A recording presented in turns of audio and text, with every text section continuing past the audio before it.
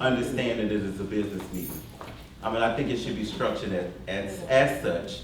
So I'm in support of organized dialogue with some respect, because that's very important. Respect your leadership.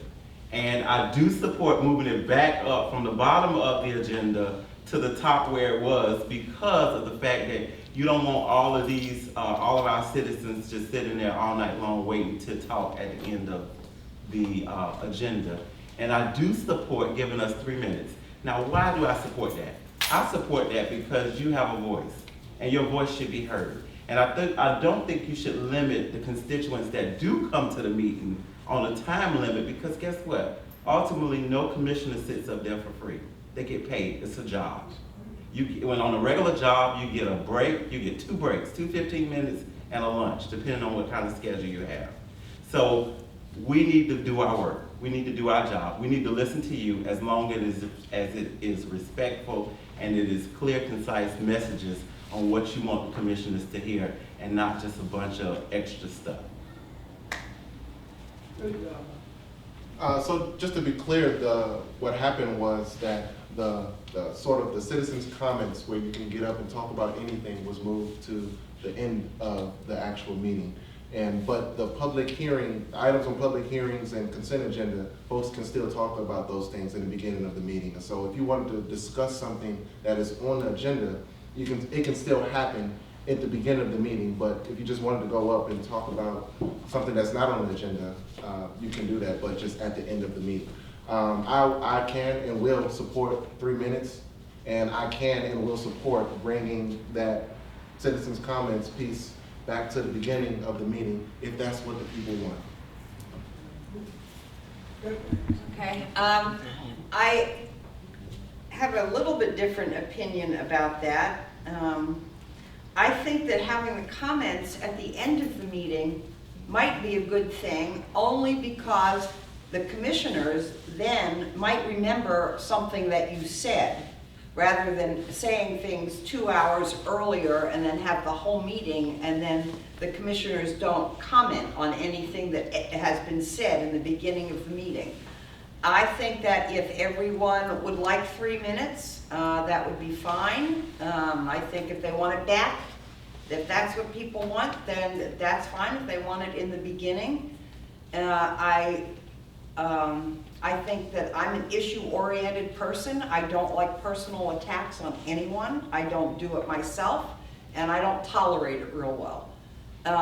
But I think as long as comments are respectful, that if the will of the citizens is to have their 3 minutes back and to have it at the beginning, then I vote for that.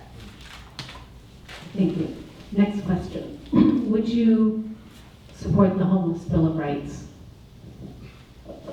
Yes. Yes or no? No? If you want to say yes, if you want to give an expository answer. I think that we have a Bill of Rights that should apply to every person, whether they are homeless or not homeless. I'm not sure that adding rhetoric to the argument already is going to move us forward. I want us to move forward on this homeless issue. I want to get going on it. I don't want to have to spend 5 more meetings arguing about a Bill of Rights, which does nothing to get a shelter for us. So that's kind of my take on that. I think everyone has the same rights in this country, and that goes for homeless people as well. I don't think that everyone should have the same rights in this country. Everyone does not have the same rights in this country, unfortunately.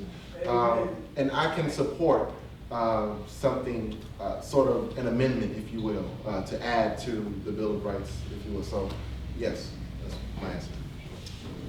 I support a homeless Bill of Rights.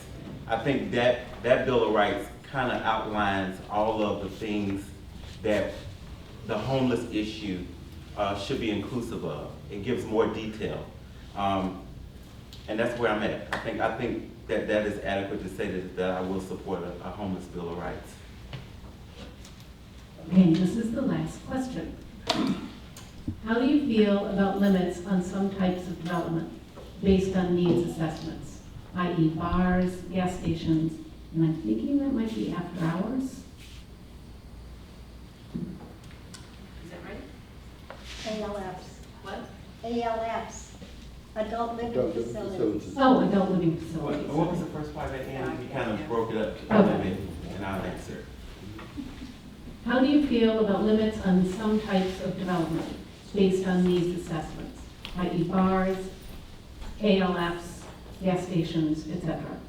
I do support some limits on those different facets of businesses. I think it's very important because all of them need operational guidelines. We have a lot of cleanup that needs to be done in Daytona.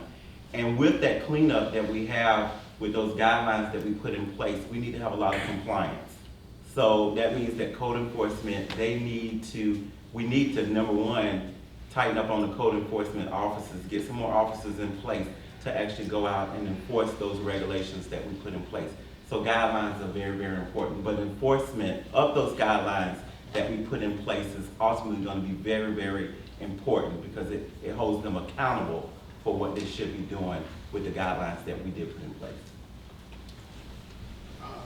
I don't think we don't need too much of anything. I support limits. If we have a gas station on every corner, that's just not cool. It's not aesthetically pleasing as well. I think we should do that, yes, based on needs assessment.